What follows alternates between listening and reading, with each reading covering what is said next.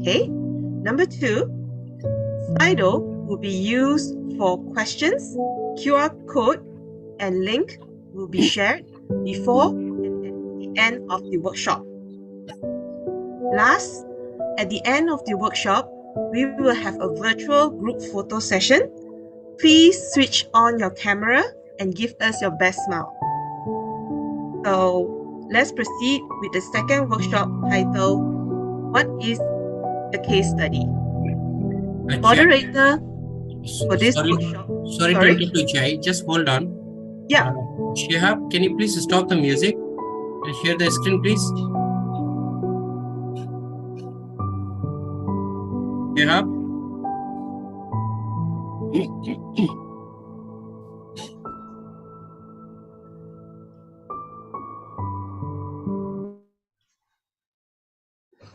Do you want me to start from the beginning again? No, just hold on probably for a second. Let me share the screen. Okay.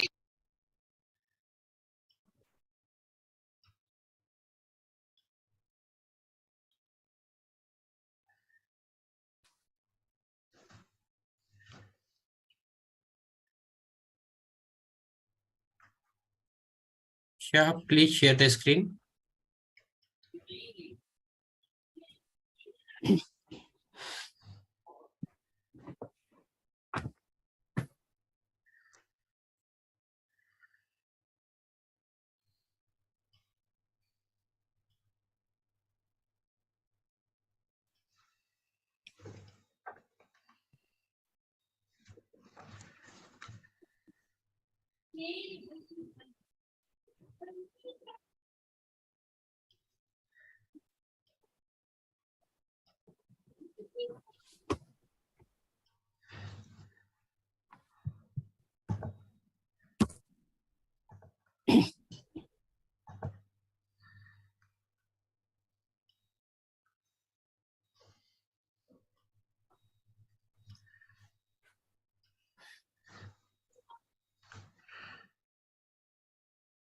Yes, Peng Chai, you can continue, please.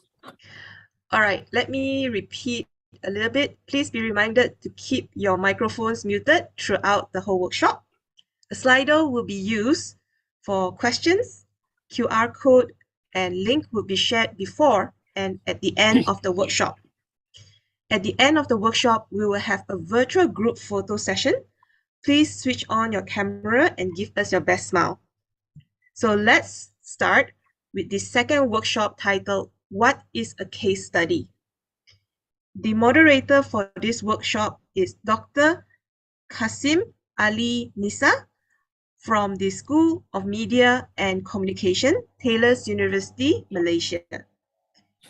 Dr. Kasim, the virtual floor is yours. Thank you so much. Hi, warmly welcome to all of you. This is Dr. Kasim from School of Media and Communication Studies. I will moderate this session. I hope you all are enjoying this Postgraduate Research Colloquium 2022. This is our second workshop. The topic is what is case study? So before going to start, let me welcome to our guest speaker, Dr. Chong. He's from School of Education, Faculty of Social Sciences and Layers Management, Taylor's University. Let me give a brief introduction, then I will welcome to you. Actually, he obtained his doctorate in education from University of East Anglia, United Kingdom. He was also serving as a visiting scholar at Michigan State University, USA, and he has a very extensive experience over 30 years as a teacher and in academia for the teaching education. And during this tenure, he was involved in a number of national initiatives like evaluating the educational programs. He was the part of reviewing and designing the curriculum, evaluating textbooks, designing and conducting the professional development courses. Dr. Lim also has a number of publications in the well-reputed education journals, and he was also serving as the editor-in-chief and he is the part of different editorial board members in the different educational-related journals. So I welcome you, Dr. Lim. The floor is yours. Please, you may start. Thank you. Okay. Hi. Good afternoon, everyone. Can you hear me? Yes. Yes, Prof. Yes, Doctor. Okay, that's good. That's good. Okay. Welcome to this session. And thank you to the organizer for the invitation to conduct this session. This session, actually, I will talk about what is a case study. Let me share you my PowerPoint so that you can, let me see.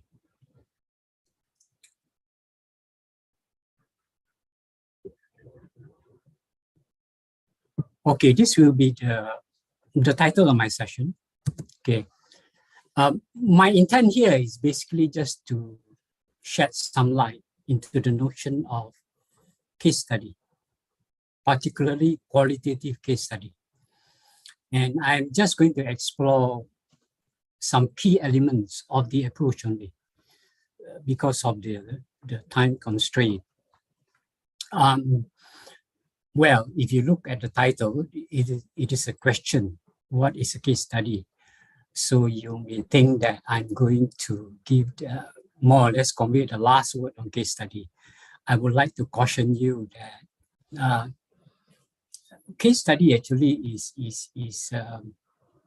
there is no wide consensus concerning what is it all about, basically. If you were to look at the literature on case study, for instance, at times it is referred to as a method, as a strategy, as a methodology, as an approach. My preference is to look at it as an approach. The reason being that, as I see it, it is an overarching research intent and a methodological, this purpose affects the method that we choose to gather data. So in that sense, it is rather flexible. Now, another thing that I would like you to take note is that case study, when we use the term case study, it can refer to a research approach, okay, or it can refer to the product of that approach. So when we say this is a case study, we can refer to a report. The case study is a report. Or we can say I'm doing a case study. In that case, it is a research approach. So basically, you're using the same term here. Now, to help us to navigate through this session, I have provided a roadmap. Okay, a roadmap. This is what I'm going to do, basically. First is to set the scene. The next thing I'm going to talk about is the notion of case study is about one thing. I want to stress in no uncertain term, this one thing, and what implication follows from it. The third thing is that the stress on the uniqueness or the particularity when it comes to case study. The fourth thing is about the singleness, which is essentially about one thing also. Helen Simon called it the science of the singular. And this singleness has implications. And I have selected 5 definitions that I will go through with you concerning this case study. And in that addition to that, there is a cautionary note of what case study is about and what it is not. And at the center of this case study is the notion of what is a case.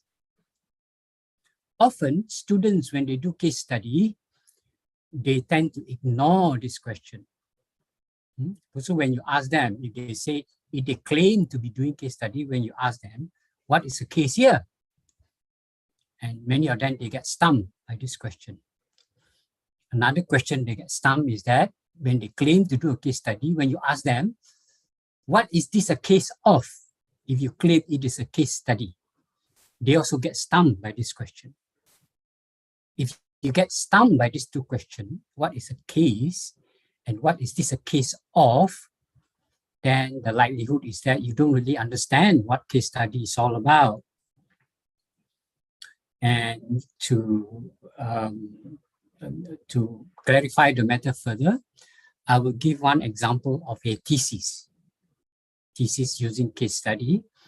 And last one is how to conduct case study at a glance. This is just a circle chart. Okay, so let's look at setting the scene, right? Setting the scene.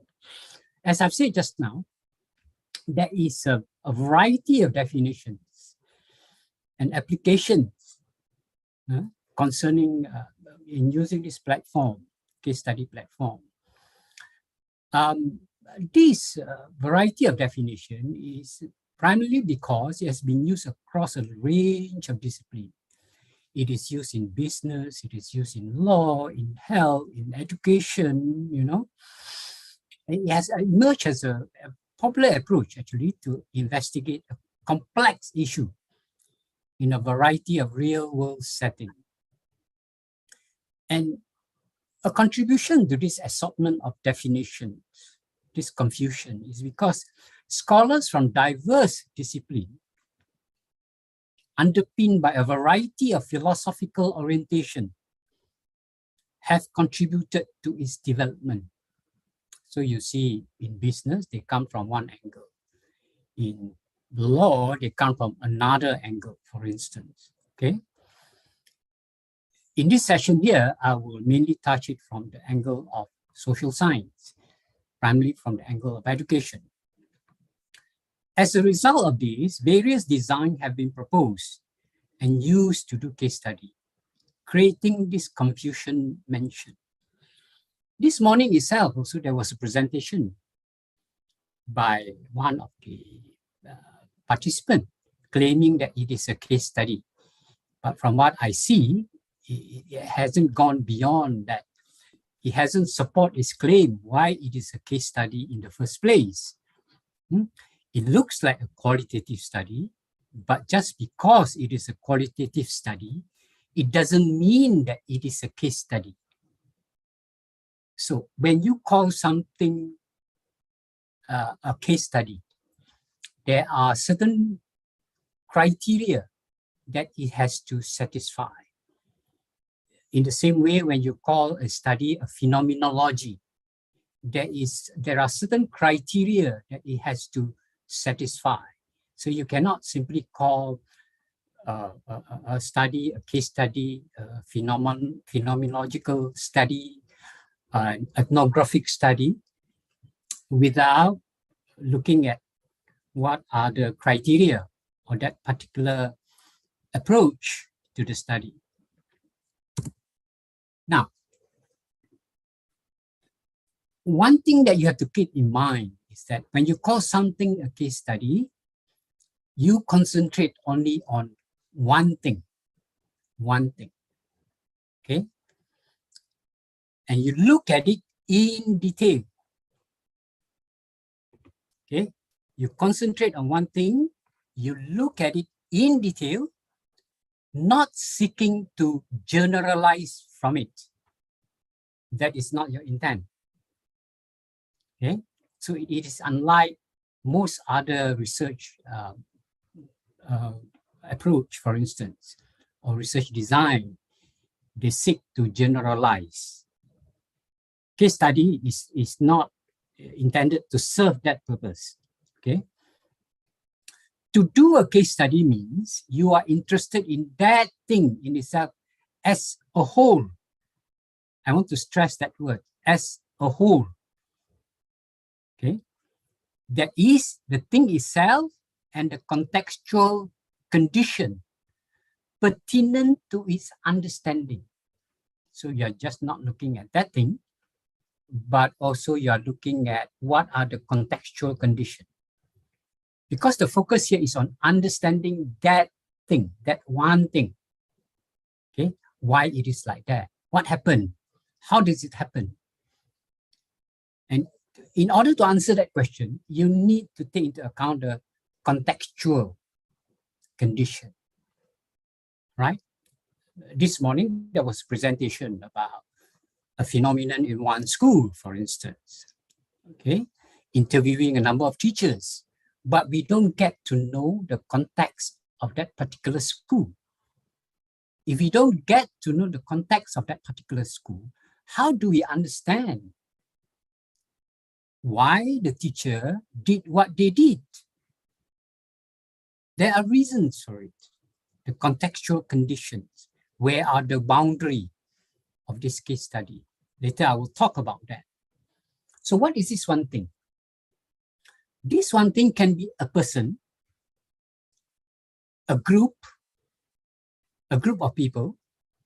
Okay, you may say, why this one thing? So a group means one group. The singular again, one. Okay, one group. One group about something in that group that we are interested in. For example, a school gang. We want to study a gang of students in one particular school. Okay, so we are interested in, let's say, the phenomenon of bullying, for instance. So it may be a person, it may be a group of individuals, it can be an institution, it can be a district, an event, a program, a project, a policy, etc. So you look at that, the singular aspect of it, one, okay? For example, you may be looking at one student's learning in a particular class, or a certain practice among one group of individuals in a certain location, or the implementation of one program in one or several sites. It can be that we look at one curriculum innovation and we have chosen 3 schools. All right, you may ask, well, you have chosen 3 schools. Isn't that three cases? No, the focus here is on one program, one innovation, one curriculum program, which is implemented in 3 schools. But basically, you are looking at one curriculum innovation. The 3 schools are just the sites of this implementation, that's all. Or one policy in action in one or several settings of interest. So any of these things, any of this phenomenon could form the subject of case study. But again, you have to be clear that it is about one thing. So you have to keep your eye on the ball, which is about that one thing. Now, usually when we do a case study, there is something unique or particular about that thing that we are interested in, right? For example, you may select one autistic child. You do a case study on one autistic child. Okay? Something unique about that child that you want to understand how did this child learn, how this child cope with the learning environment in the classroom, for instance. Or you are interested in the notion of one program that has been implemented. Okay? One particular program that has been implemented. You want to understand what's happening inside that program. Okay? And not only are you looking at this one thing and you're focusing on its uniqueness, you're focusing on its particularity, but no less important is that you look at this thing in its wholeness, completeness. Yin put it another way. Yin say that when you do a case study, he said that the phenomena actually cannot be separated from the context. It is part of the context. The context in a way defines the phenomena. So to understand the phenomena, you have to take into account the context. That's why the notion of this wholeness, this completeness is important. So being about one thing is about the particular rather than the general. Earlier, I mentioned that you can't generalize. You may have that aspiration, but having an aspiration and being able to generalize are 2 different things. Okay, to generalize, as you know, you must have ground for making this generalization. How do you support your claim if you want to generalize. Anyhow, because of the uniqueness, because of the particularity of this thing that you're interested in, that means you're interested in this thing in itself, rather than with the intention of generalizing to other situations, for instance. You can't generalize from one thing. So there is no point in trying to do so. No point in trying to say, this is the case here, so it's also the case there, and there. No point in saying that. Okay, so don't waste your time doing that thing. Hence, there is no point in thinking about all the sampling techniques that are used with other kinds of research that seeks generalization as part of their goal. If you want to generalize, don't do case study. Okay? Frame your research question in such a way that you don't have to do case study. You can do using other research approach. Right? Hence, there's no point thinking about all of the sampling techniques that are used with other kind of research that seeks generalization as part of their goal. The only sense in which sampling is relevant to case study is the sense in which you go out, you find the subject of your case study.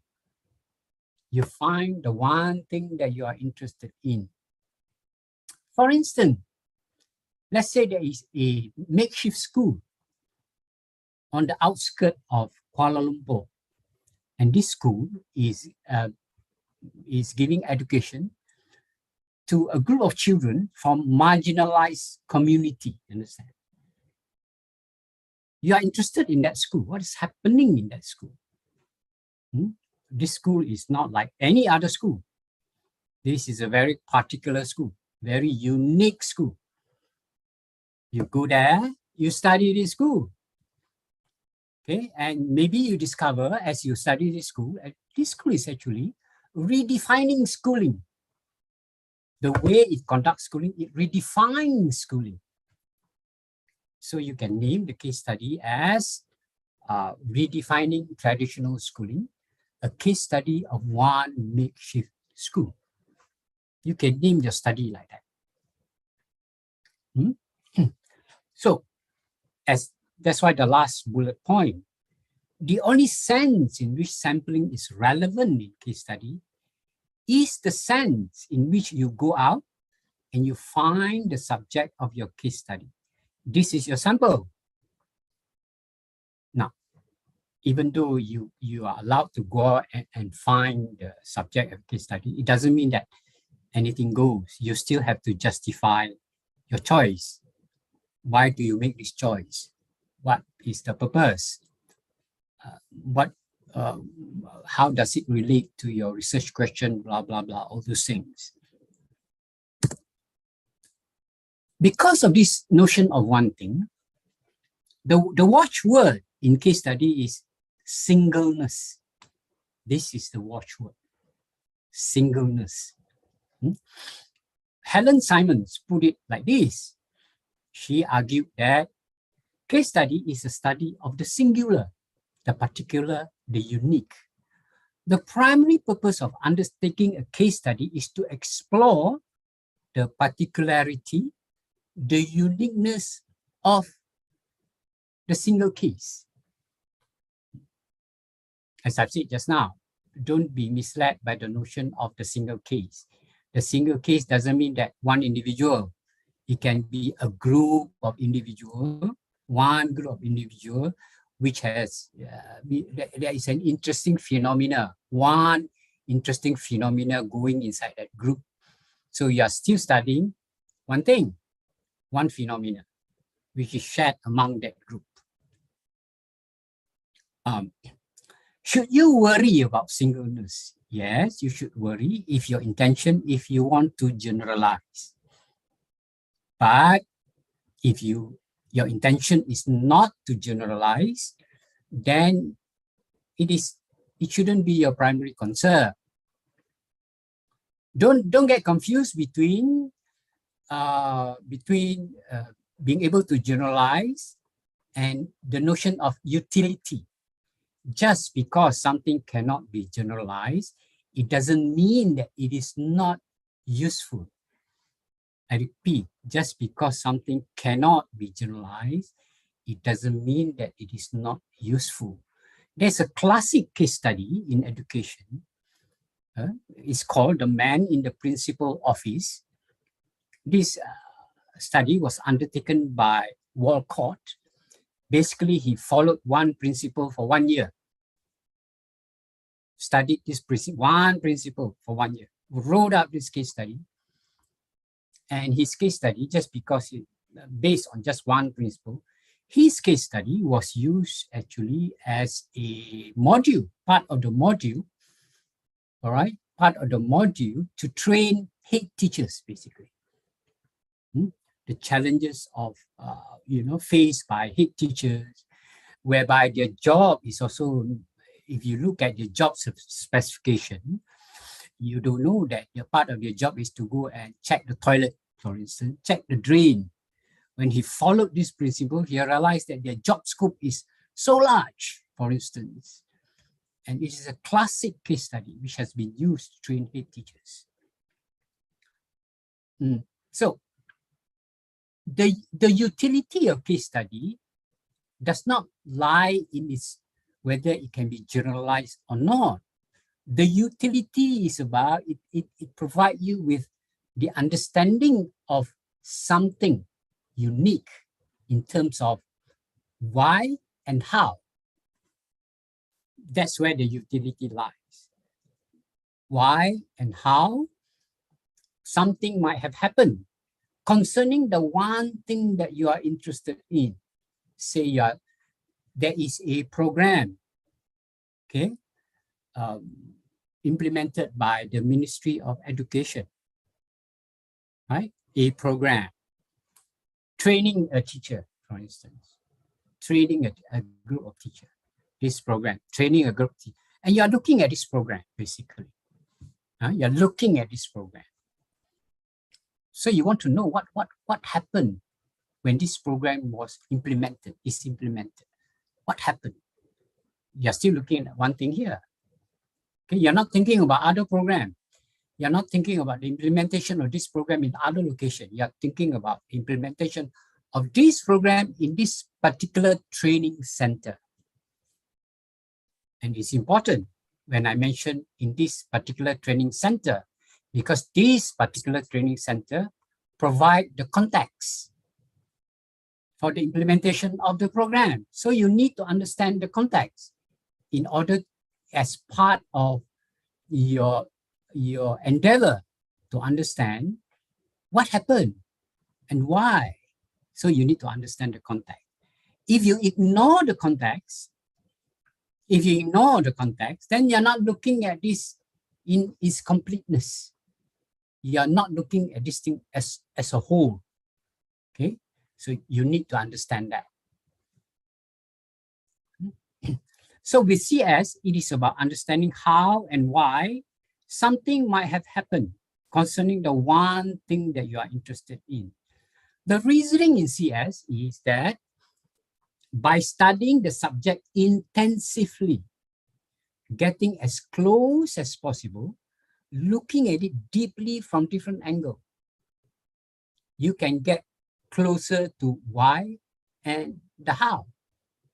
Okay. Usually when people do case study, they are looking at the complexity. The real world is complex. Unlike quantitative research, which divide the social world into variables, the argument for case study is, no, you can't do that.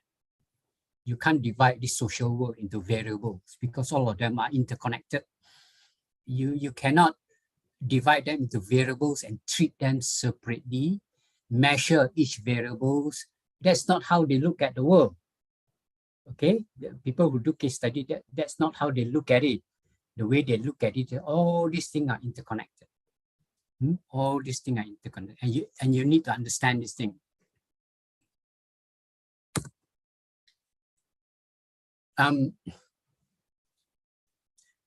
Well, you may think that because case study is different from many kinds of social research, you may think that, well, what about the rule of evidence? The rule of evidence is still the same once you do research, okay? Collecting credible evidence, as in all other kinds of research approach that you use, is a must, okay? Is a must. That means that you need to look at, because when you do case study, usually you try to get as close as possible to the subject, right? You need to think about, partly you need to think about your own subjectivity, how your relationship with the participant might affect the data collected. How do you address this subjectivity of yours? What do you do? Okay. In other words, if you were to conduct case study, you must drill down as deep as you possibly can to get evidence, to get as close as possible to reality, keeping in close contact with the subject of study, as Fleiberg puts it. It is staying real. People who do case study, one of the strong arguments they put forth is that in doing case study, we are trying to stay real, connected to the real world. It is staying real that case study is particularly good at encouraging. For it eschews, it avoids methodological formula and endorses and stimulates a critical, creative approach to problem solving. So when you do case study, when you do field work, right, there is a lot of problem solving that you need to do. You know, you will encounter problem and you need to solve this problem as it emerges. Part of the problem will have to do with the notion of boundary, as I will explain afterwards. By the way, this notion of staying real and eschew methodological formula, it ties in with the definitions. Here, I have selected 5 definitions. There are, as I mentioned earlier, there are multiple definitions. So if you were to look at the discipline of law, for instance, the discipline of health, the discipline of business, they may have their own definition. Even in education itself, also you have multiple definitions. Okay? One of the key proponents of case study is this Robert Stake, from the University of Illinois, Robert Stake. He argued, basically, case study is not a methodological choice, but a choice of what is to be studied. By whatever method we choose to study the case, we concentrate on the case. So basically, he said basically is like that. People who do case study, they select the case first. Then they think of what method is required to understand the case. So to him, because of the approach that you use, you are not really making a methodological choice. You select the case first, and then the methods come afterward. If you want to study deeply enough, some of us, we use interviews, we use observation, we do documentary analysis, we use visual evidence, whatever method, as long as it gives us a deep understanding of that case. So we concentrate on the case. For him, case study is the study of this particularity and the complexity of a single case, coming to understand its activity within important circumstances.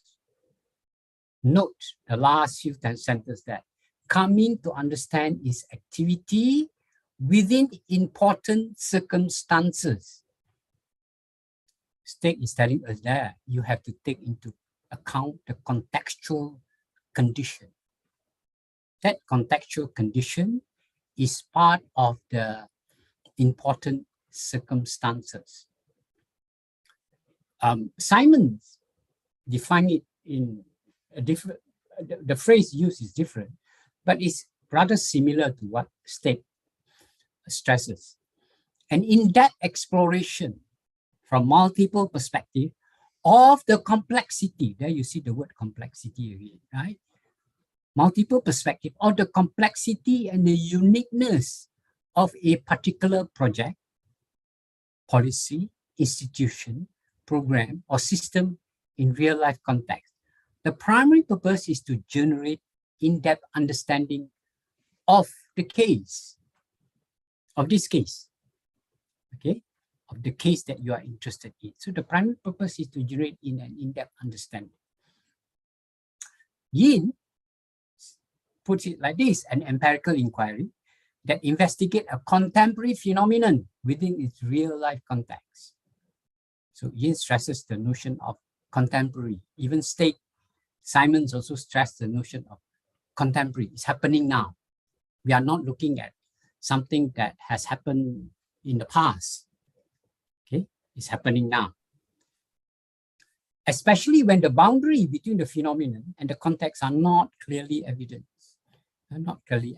So we are looking at this notion of boundary afterwards.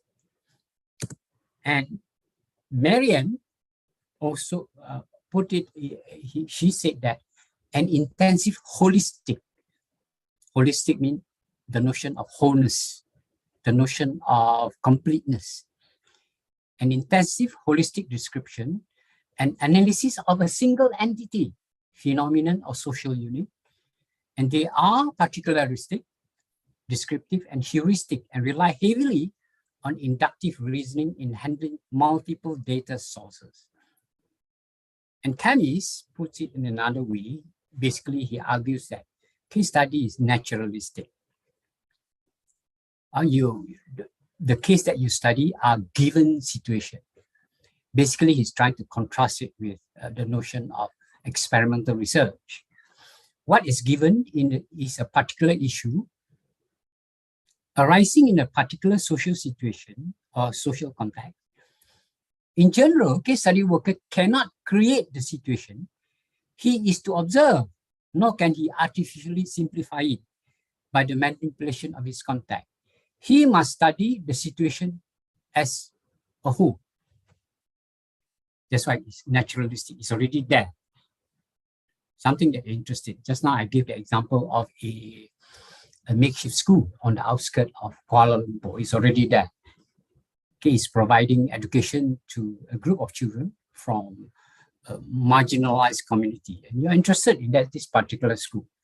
What is happening there in terms of the kind of education that they provide? So if you were to look at these 5 definitions, right, what do they share in common? Right? All of these definitions, what they share in common is a commitment to study one thing: a situation, a phenomena, an entity, a bounded system, an instance in action in its real life context to understand complexity. And another thing that they share is that in terms of defining case study, okay, they don't define case study by method. They didn't mention anything about method, right? All the definition, basically what they mention is that about the one thing, about the in-depth understanding, right? In terms of the method, you can use whatever method that will allow you to have an in-depth understanding of that one thing.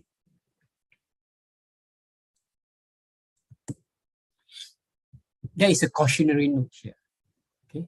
As I mentioned earlier, a case study should not be equated with qualitative research.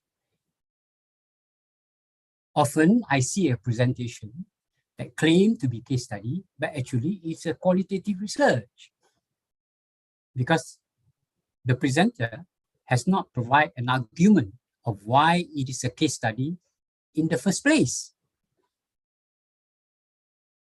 Much qualitative research is not case study. And case study also can incorporate methods other than qualitative. Okay? So there are other conditions that needs to be satisfied in order for a study to be a case study. What defines case study is a singularity of the subject, of the phenomena being studied. Okay, so let's go to a critical part here. I want to stress this is a critical part. Earlier on, at the start of this session, I mentioned the notion of a very important aspect of what a case study is the notion of what is a case. So if you say, I'm doing a case study, then the first question I might ask you is that, what is the case here? Can you tell me what is the case here?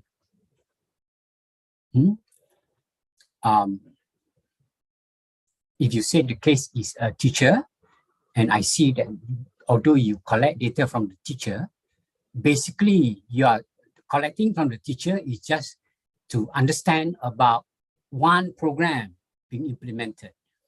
If you say the case is a teacher, then I can see that you don't understand what case study is all about, because the teacher is not the case here. The program is the case. The teacher is merely a conduit for you to collect data, to understand about the implementation of this program. So the notion of what is a case is important.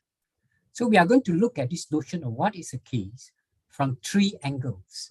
Okay, the first has to do with the case as container. The first notion, the case as container, highlight the notion of the boundary. To be a case, there must be a boundary. The case has to have a boundary. The second notion about the case and situation here is that, okay, the boundary here has a different meaning in terms of the boundary is a set of circumstances. The set of circumstances. And lastly, earlier on in this session, I mentioned that 2 crucial things that we need to address if we were to do a case study is, what is a case? The second thing is this question of, what is this a case of? Okay, so you say, I study a case, what is this a case of? So let's look at the first notion from the first angle. The case can be a box. The container, as the case as container, the container, for example, can give you the notion of a box, a casing, a crate. All of these, they have boundary. They have boundary. A case has boundary. A case actually is a bounded system. There are limits to what is considered relevant to understanding the phenomenon, but at the same time, be feasibly done within the limitation of the constraint phase. The boundary can be set in terms of time, in terms of place, in terms of event, in terms of the processes. So if you're to study an institution, then the boundary is, of course, the institution. If you were to study a policy, anything related to that policy that you are interested in will be the boundary. You don't study other things. Okay. When you set the boundary, we use a special term for this thing. Okay, we call it casing. The term that we use is casing. The boundary actually can be straightforward. At the outset, we can clearly identify the boundary. Some of my students, under my supervision, they are looking at one institution, for instance, okay, looking at a group of lecturers doing certain things that they are interested in. So you may think that, well, the boundary is that institution. Why is that institution? Because to understand what the lecturer are doing, okay, let's say why they teach in a certain way, for instance, you need to understand the policy of that particular university, right? You need to understand the work environment, for instance. You need to understand the culture. So to understand the practice, it is not enough just to look at the practice without looking at factors that impact on the practice. And the factors that impact on the practice can be the pedagogical policy of that particular institution. Even the assessment policy of that particular institution can affect their classroom practice. So you need to take that into account. So you can see that there is a boundary there, understand?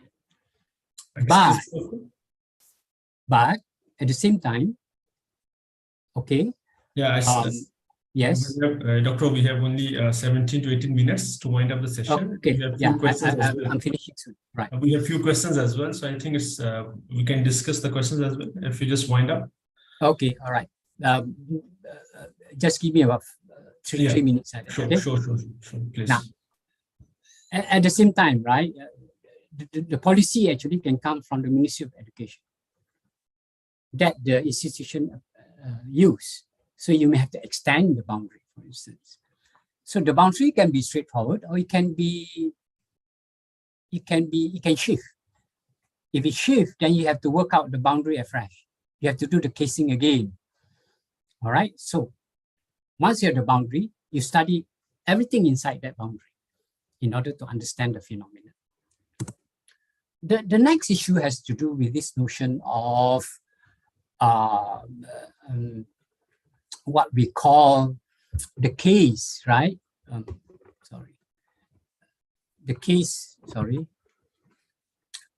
From this, the circumstances, understand, or situation. From this angle, the case can mean a set of circumstances that will define the boundary. Again, you want to understand the circumstances as part of what you're trying to understand in this particular case. The last part, and this is an important part, is this notion of what is this a case of? A case as argument. The argument that you have to make is that what is this a case of?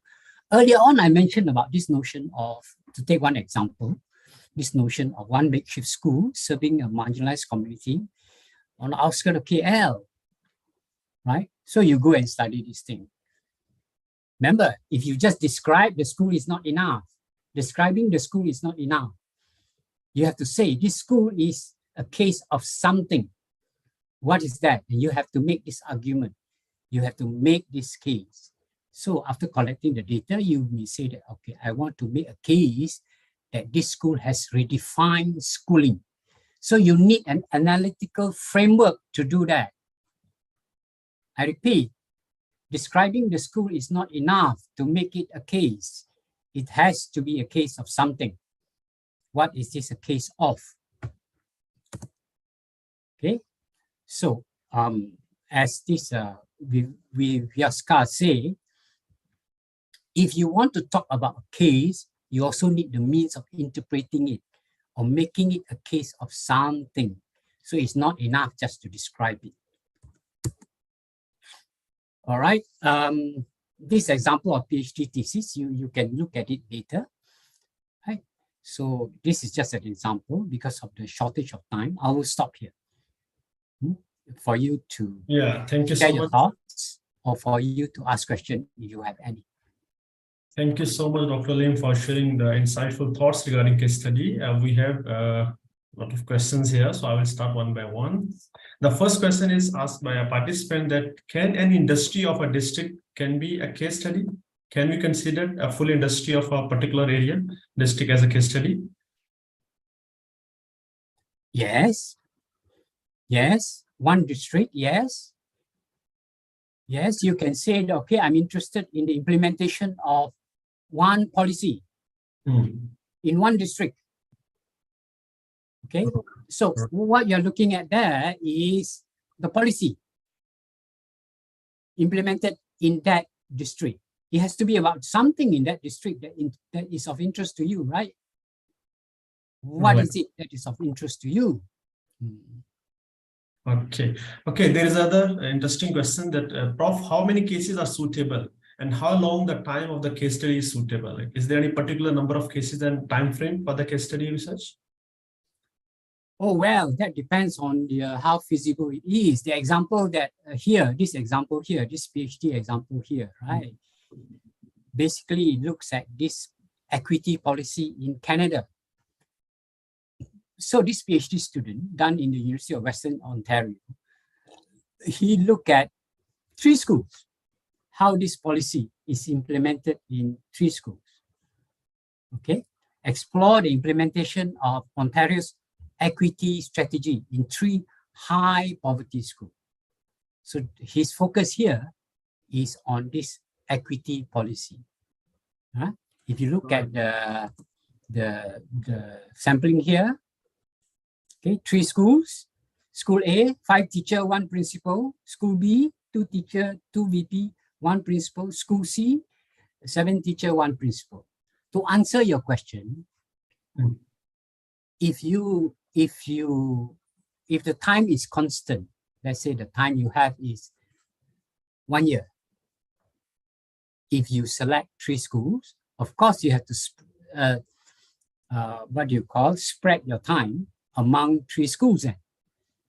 That means you have less time in 1 school, right?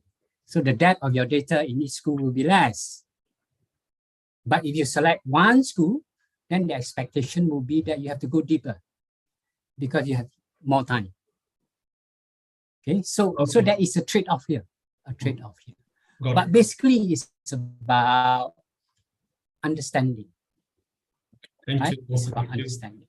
Yeah. Okay, there is another very important question, that what is the main theoretical contribution of a case study as a methodology? Main? Theoretical contribution of a case study as a methodology. Main critical? Theoretical contribution. The theoretical contribution of a study. Oh, I see. Okay, yeah, you can use. Using case study doesn't mean that there are no theoretical contribution. You must understand one thing about theory, right? Theory usually ignore context. One thing about theory is that in most instances, theory ignore context. It basically say this theory is applicable almost everywhere.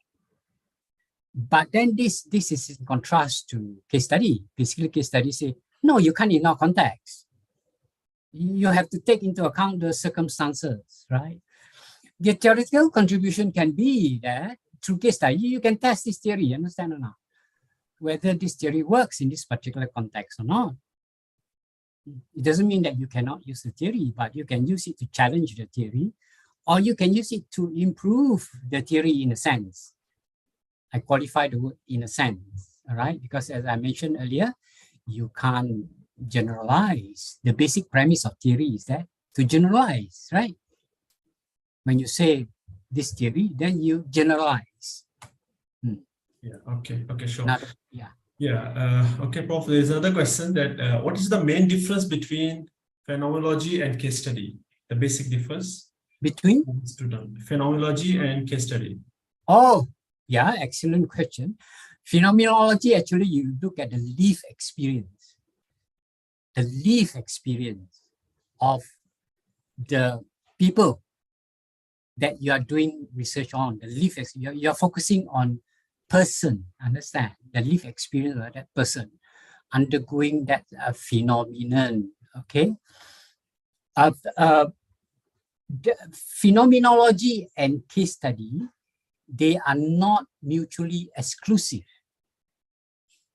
If to understand the lived experience of the person, to understand the lived experience is phenomenology, and to understand the lived experience, you have to take into the context of that person, for instance.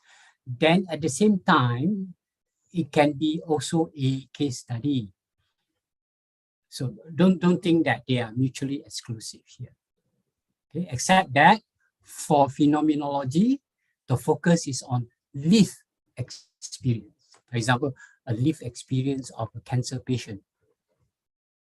So when you study the lived experience of a cancer patient, one cancer patient, his or her lived experience, taking into account the context, it can be a case study at the same time. Right. Okay. We have another question that when we go for the education cases analysis, when we go for case analysis, there are 2 steps. He's saying that one is by yen, for the qualitative process, and other is by Graswell. So which one is more suitable method or steps to follow for the analysis, by Graswell or by Yin? I think he's referring for two different processes for the cases analysis. I think if you the analysis is actually you can use, because usually case study use qualitative methods, right?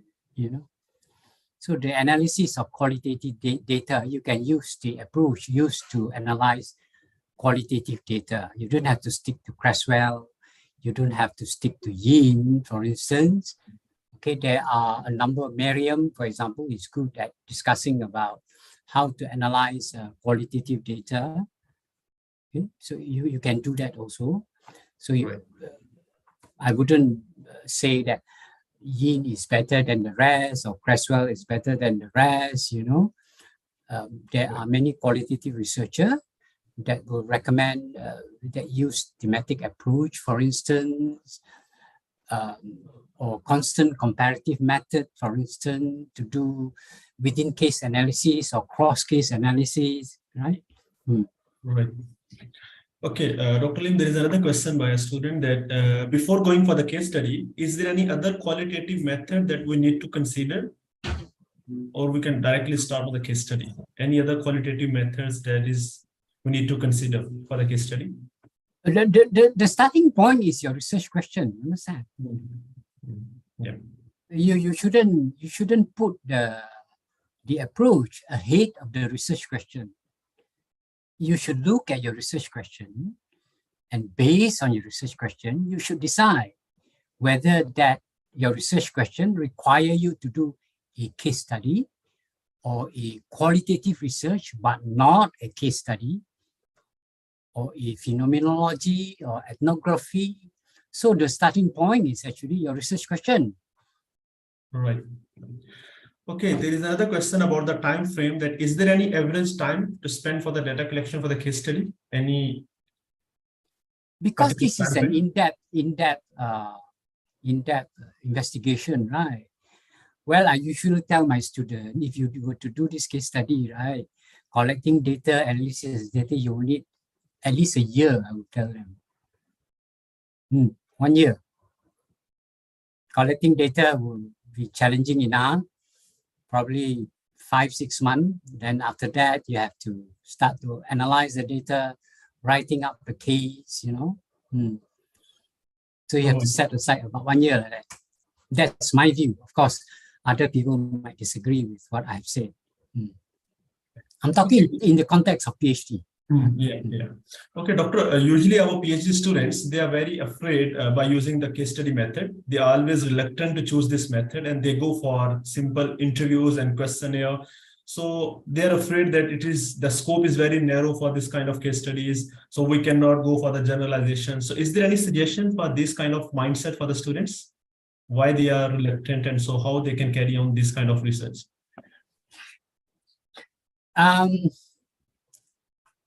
Some people aspire to do generalization, right? They aspire to do it. Now, but because of the nature of qualitative research, right?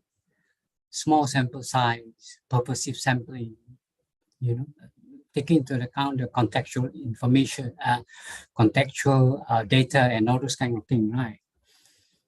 What they try to do basically is that they try to, quote unquote, right, select a typical sample. Typical means if they have to select a few teachers, or they have to select one particular institution, then they try to select a typical one. To be able to select a typical one, of course, they have to look at other institutions within that particular locality, right? And look at the characteristic, and based on that, they say, I would select this one. This one is a typical one. Of course, they have to make a justification for their choice, right? But having said that, still, when they get the finding, they cannot generalize. They cannot generalize. All they can say is that this is what's happening in this particular institution. The burden of generalization actually lies with the reader, not with the researcher. Readers may read about this particular case, right? And the reader may say, oh, I think this also happened in my institution. This looks familiar to me. I think it also applies to me here. But if the researcher were to make the generalization, then the key question is that on what ground are you making this generalization? Your sample are not representative, as in the case of statistically. Okay, so what ground do you have? So that's the key point there. Understand? Some people will argue on the point of there is this ecological validity. They're arguing basically what they're trying to say is that, well, the ecology of this particular place is similar to the ecology of the other place. Therefore, it is not, there is that likelihood, understand, that whatever happened here can also happen there. Okay, I say can. I use the word can, which is unlike the statistical generalization, right? Even then also, if the researcher make this generalization, he or she is on thin ground. He or she is on thin ground. It's safer to say that, okay, this is the evidence. This is a finding in this particular situation here. Understand? Okay. Thank you so much, Prof. We still have a few more minutes. So another question is, what is the research objective of a case study? Is it just to make the interpretation of a unique case? Like how we go for the research objectives for our cases? Yeah, if you were to look at the definition again, right?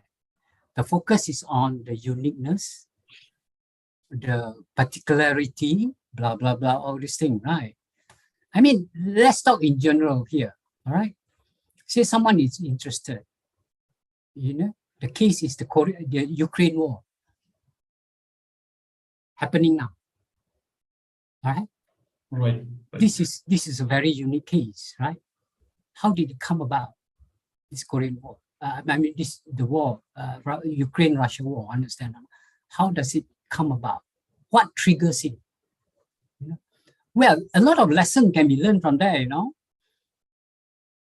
A lot of lessons can be learned just because it's only one unique case, one particular case. It doesn't mean that no useful lesson can be learned from it. There are many case studies that are very useful.